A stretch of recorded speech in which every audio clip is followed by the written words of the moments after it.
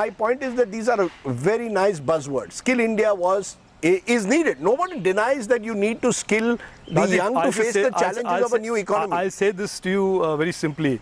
When Digital India was launched, I met many people that said, and I can pull out tweets and all of that, that say it is a buzzword. And effectively during COVID, one of the biggest things that came to help the Indian economy were the investments and the initiatives that this government launched on Digital India. The backbone, the internet, the increase in penetration, that is what allowed it's so a many... continuum. You know it better than anyone else. As one of the original tech entrepreneurs, it's been a continuum over 30 years. It's not as if it started in 2014. No, but I'm saying you characterize Skill India as a buzzword, and I'm saying that people characterize Digital India also as a buzzword. So for people who don't understand this multi-year transformational programs, everything will seem like a buzzword, but they look for instant gratification.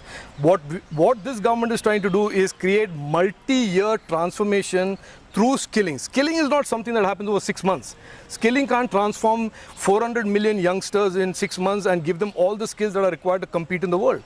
So these are programs that are structurally long-term, medium-term, have to be executed well, and I believe that the government has done well. You know, what I find interesting is that you've got skill development, IT and electronics, and there is an element of synergy, as you said, and it's also an attempt being made that you've got the education minister now also handling skill development, Dharmendra Pradhan.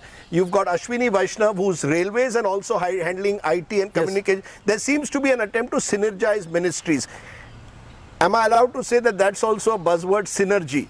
Because, you know, there's a belief that we need minimum government, maximum governance. Now, this has been the Prime Minister's own stated claim. But actually what we've now got is 78 ministers.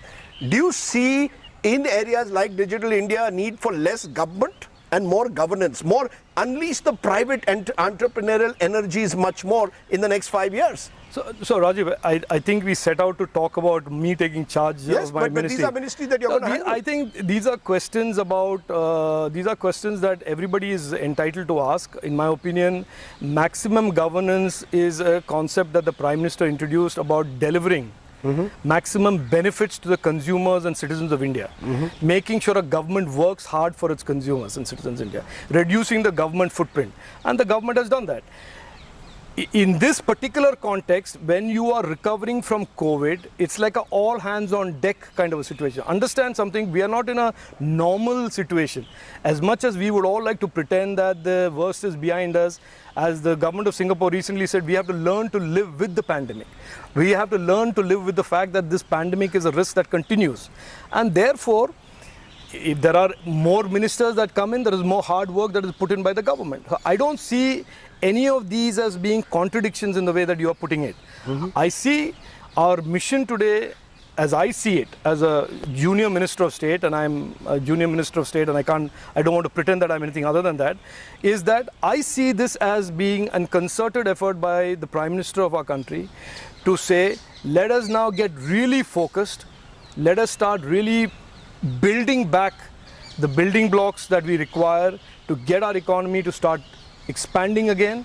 And for that, as far as I am concerned, I have two pieces of work that I can deliver on, which is the Digital India piece and the skilling.